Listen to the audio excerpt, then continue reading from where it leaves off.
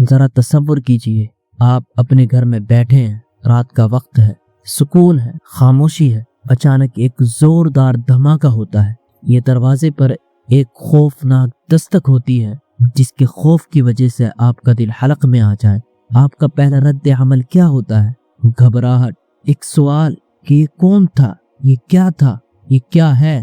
انسان کی فطرت ہے کہ اچانک پیش آنے والی آفت اس کے ہوش و حواس اڑا دیتی ہے، لیکن دنیا کی بڑی سے بڑی آفت، بڑے سے بڑا بم دھماکہ یا زلزلے کا جھٹکا اس دن کے مقابلے میں کچھ بھی نہیں جس کا نقشہ آج ہم کھینچنے والے ہیں۔ آج ہم جس صورت کے ساتھ جڑنے والے ہیں اس کا پیغام اتنا بھاری ہے کہ اگر ہم اس پر گہرائی سے غور کریں تو ڈر کی وجہ سے ہمارے سر کے بال سفید ہو جائیں۔ یہ سورۃ القارعہ ہے، وہ سورت جو قیامت کے دن کے بارے میں اس طرح بات کرتی ہے جیسے آپ اسے اپنی آنکھوں سے دیکھ رہے ہوں، وہ کھڑکھڑانے والی، وہ دلوں کو ہلا دینے والی۔ آئیے آج اپنے دل کے کانوں سے سنتے ہیں کہ ہمارا رب کس آنے والے دن سے خبردار کر رہا ہے۔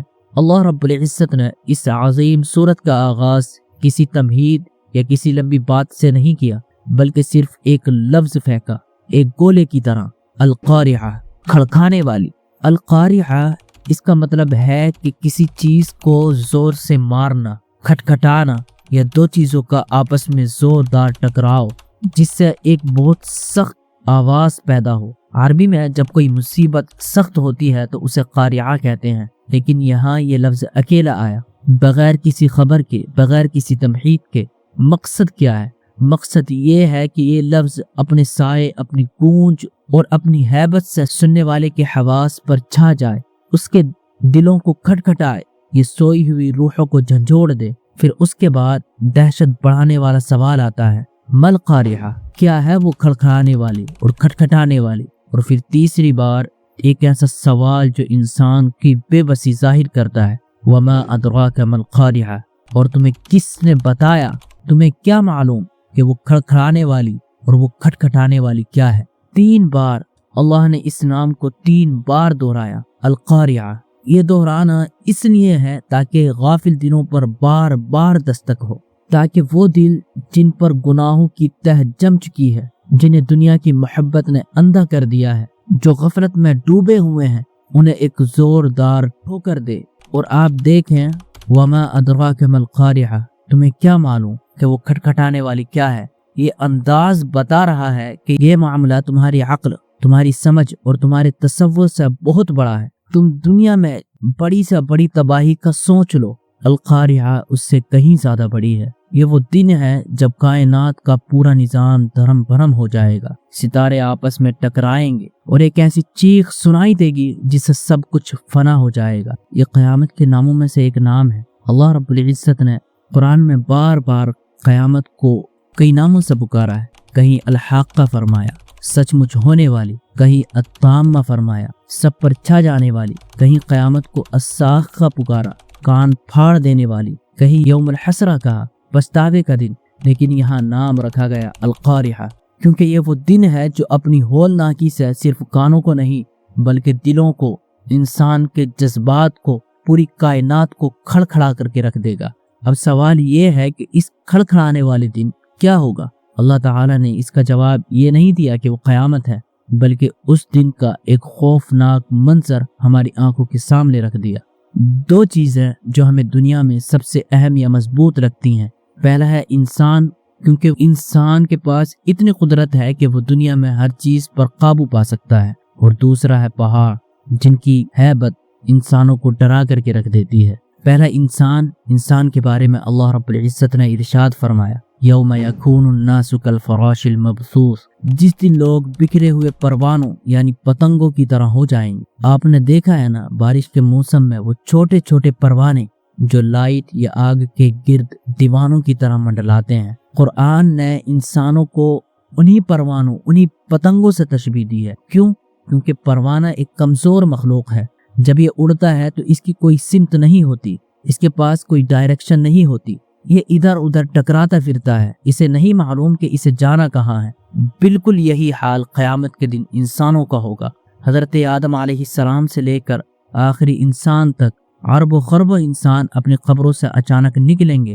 گھبراہٹ کا عالم یہ ہوگا کہ کسی کو کچھ سمجھ نہیں آ رہا ہوگا کہ کہاں جانا ہے، کس طرف بھاگنا ہے۔ باپ بیٹے کو دیکھ کر کے بھاگے گا، بھائی بھائی سے منہ چھپائے گا، نفسی نفسی کا عالم ہوگا۔ وہ بکھرے ہوئے ہوں گے، منتشر ہوں گے، بالکل ان پروانوں کی طرح، ان پتنگوں کی طرح جو آگ پر گر کر جل مرتے ہیں لیکن انہیں اپنی موت کا شعور نہیں ہوتا۔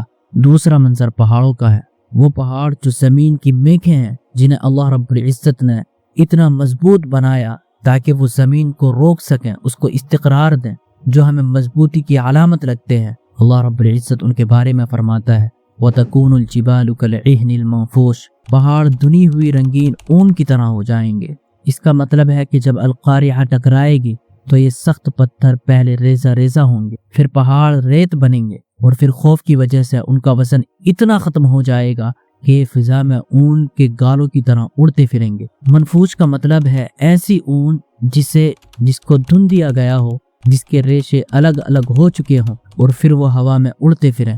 سوچنے کا مقام ہے، اگر اتنے سخت اور دیو ہیکل پہاڑوں کا یہ حال ہوگا کہ وہ ہوا میں روئی کی طرح اڑیں گے، تو میرا اور آپ جیسے کمزور گوشت پوست کے انسان کا کیا بنے گا؟ اس دن نہ کوئی عمارت بچے گی، نہ کوئی نشانی، پوری زمین ایک صاف چٹیل میدان بنا دی جائے گی جہاں چھپنے کی کوئی جگہ نہیں ہوگی۔ اس زبردست تباہی اور گھبراہٹ کے بعد اب فیصلے کی گھڑی آتی ہے، عدالت لگتی ہے، اور عدالت بھی کس کی؟ احکم الحاکمین کی، جو سب سے بڑا انصاف کرنے والا ہے۔ وہاں ترازو گاڑ دیے جائیں گے۔ اللہ رب العزت ارشاد فرماتا ہے فَأَمَّا مَنْ ثَقُلَتْ مَوَازِينُهُ وَأَمَّا مَنْ خَفَّتْ مَوَازِينُهُ، تو جس کے پلڑے بھاری ہوں گے اور وہ جن کے پلڑے ہلکے ہوں گے۔ یہاں ایک بہت ہی باریک اور گہری بات سمجھنے کی ضرورت ہے۔ اللہ رب العزت نے فرمایا کہ ترازو میں اعمال تولے جائیں گے۔ اللہ نے ترازو کا لفظ کیوں چنا؟ دنیا میں بھی ہم دیکھتے ہیں کہ عدالتوں کے نشان اور ان کے لوگوں میں ترازو بنا ہوتا ہے، حالانکہ عدالت کے اندر کوئی چیز تولی نہیں جاتی بلکہ دلائل اور ثبوت دیکھے جاتے ہیں۔ اس کی وجہ یہ ہے کہ ترازو جذبات سے عاری ہوتا ہے، اس کے اندر جذبات نہیں ہوتے۔ لوہے کا ترازو نہ کسی کی خوشامد کرتا ہے، نہ کسی سے ڈرتا ہے، نہ کسی سے محبت کرتا ہے۔ وہ اس بات کو بتانے کے لیے ہوتا ہے کہ عدالت کے اندر یہ نہیں دیکھا جاتا کہ سامنے والا بادشاہ ہے یا فقیر، وہاں سب برابر ہیں۔ لیکن دنیاوی عدالتوں میں جج جو انسان ہیں وہ فیصلہ کرتے ہیں، ان کے فیصلوں میں جذبات آڑے آ سکتے ہیں۔ وہ رشوت، پیسہ یا پھر انسان کی مجبوری کی بنا پر فیصلے کو پلٹ سکتے ہیں۔ اللہ رب العزت نے ترازو کا لفظ اس لیے استعمال کیا کہ قیامت کا ترازو لوہے کی طرح سخت اور اٹل ہوگا۔ وہاں جذبات نہیں اعمال بولیں گے۔ وہ الہی ترازو ہوگا، وہاں آپ کی چکنی چپڑی باتیں نہیں چلیں گی، وہاں صرف حق چلے گا۔ وہاں وکیل نہیں ہوں گے، جھوٹے گواہ نہیں ہوں گے، رشوت نہیں چلے گی، وہاں انصاف کی بنا پر فیصلہ ہوگا۔ حضرت ابو بکر صدیق رضی اللہ تعالی عنہ نے کیا خوب فرمایا تھا، قیامت کے دن جن کے پلڑے بھاری ہوں گے وہ صرف اس لیے بھاری ہوں گے کیونکہ انہوں نے دنیا میں حق کی پیروی کی، اور دنیا کے اندر حق پر چلنا بھاری اور مشکل ہوتا ہے، اس لیے کل قیامت کے دن ان کے پلڑے بھاری ہوں گے۔ اور جن کے پلڑے ہلکے ہوں گے وہ اس لیے ہلکے ہوں گے کیونکہ انہوں نے دنیا میں باطل کی پیروی کی، اور باطل، جھوٹ اور حق کے راستے سے ہٹ جانا یہ دنیا میں آسان ہوتا ہے، ہلکا ہوتا ہے۔ وہاں ہر چیز تولی جائے گی، آپ کے اعمال، آپ کے نامہ اعمال کے رجسٹر، حتیٰ کہ خود آپ کی ذات بھی۔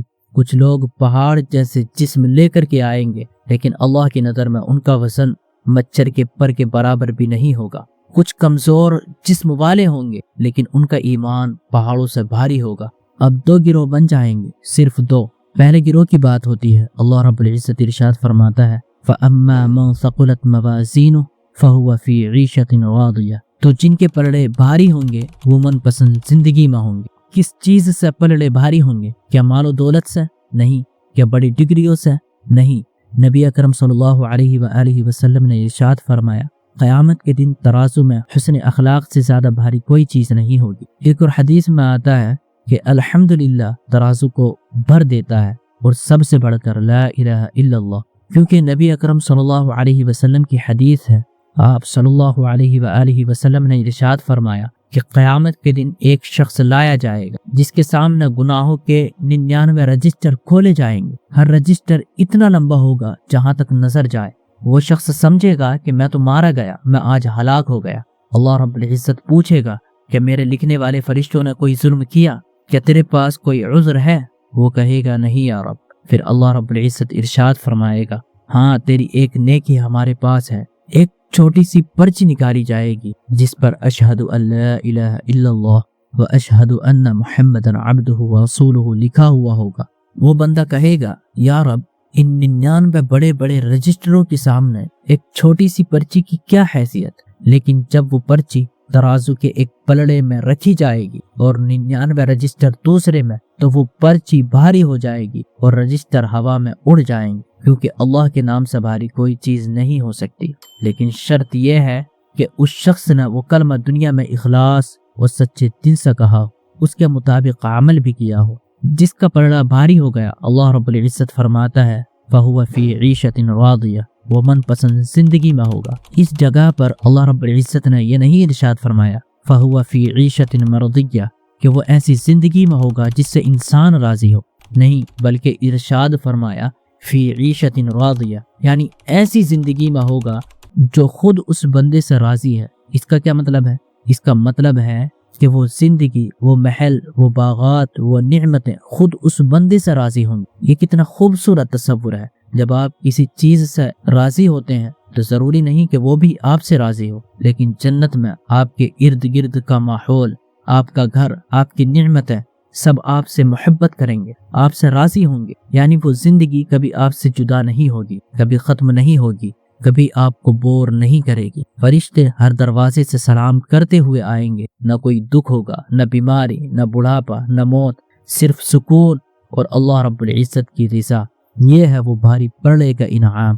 اب اللہ رب العزت دوسرے گروہ کو بیان فرماتا ہے وَأَمَّا مَنْ خَفَّتْ مَوَازِينُهُ، اور جن کے پلڑے ہلکے ہوں گے، یعنی جس کے پاس ایمان کی دولت نہ ہوگی، یا جس کی نیکیاں دکھاوے کی تھیں اور گناہوں کا بوجھ زیادہ تھا، یا جنہوں نے دنیا میں رہ کر کے باطل کی پیروی کی تھی جو ہلکا تھا، اس کا انجام کیا ہے؟ اللہ رب العزت ارشاد فرماتا ہے فَأُمُّهُ هَاوِيَةٌ، تو اس کی ماں ہاویہ ہوگی، یعنی جہنم کا گہرا گڈھا۔ آپ یہاں الفاظ کے انتخاب پر غور کریں۔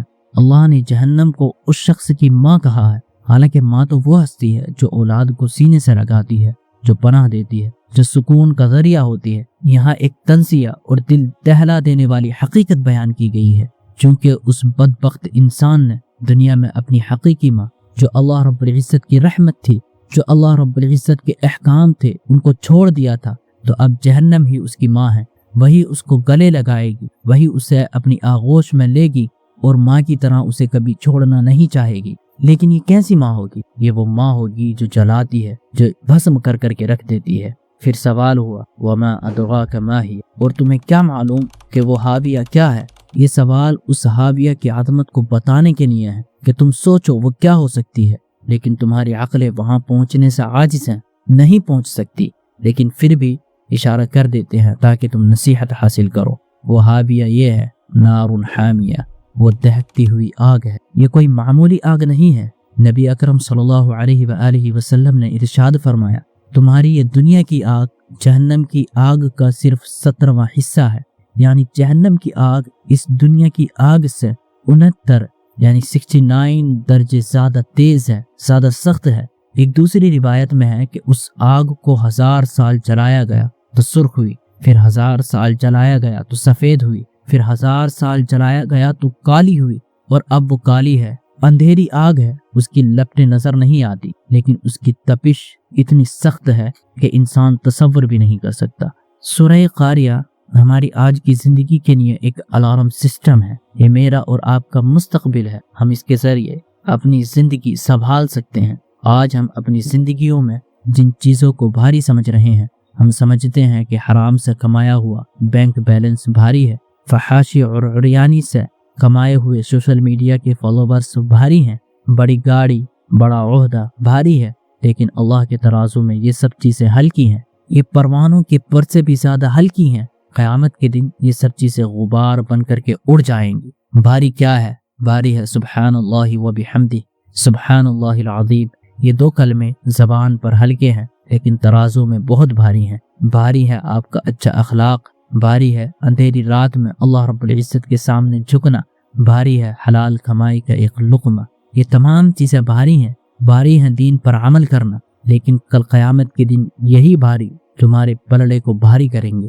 آج ہمارے پاس وقت ہے، ہم ابھی دارالعمل میں ہیں، عمل کی جگہ میں ہیں، ترازو ابھی لگا نہیں ہے۔ اپنے ترازو کو بھاری کرنے کی فکر کریں، اپنی نیکیوں کو ضائع نہ ہونے دیں، ان کاموں میں وقت برباد نہ کریں جو قیامت کے دن ہلکے ثابت ہوں۔ باطل کے پیچھے نہ بھاگیں، وہ آسان تو ہے مگر بہت ہلکا ہے۔ حق کے راستے پر چلیں، وہ مشکل ہے، بھاری ہے، لیکن وہی آپ کے ترازو کو جھکا سکتا ہے۔ اللہ رب العزت کی بارگاہ میں دعا ہے کہ اللہ رب العزت اس دن ہمیں اپنے عرش کے سائے میں جگہ عطا فرمائے اور ہماری نیکیوں کے پلڑے کو بھاری فرمائے، ہمارے گناہوں کو اپنی رحمت سے مٹا دے۔ اگر آپ کو یہ ویڈیو پسند آئی ہو تو حضور اکرم صلی اللہ علیہ وسلم پر درود و سلام بھیجنا نہ بھولیے گا، اور ہماری اس ویڈیو کو زیادہ سے زیادہ شیئر کیجیے گا تاکہ دوسرے لوگوں تک یہ پیغام پہنچ سکے اور آپ لوگ بھی ثواب کے مستحق ٹھہریں، اور ہمارے چینل کو سبسکرائب کرنا نہ بھولیے گا۔ السلام علیکم ورحمۃ اللہ وبرکاتہ۔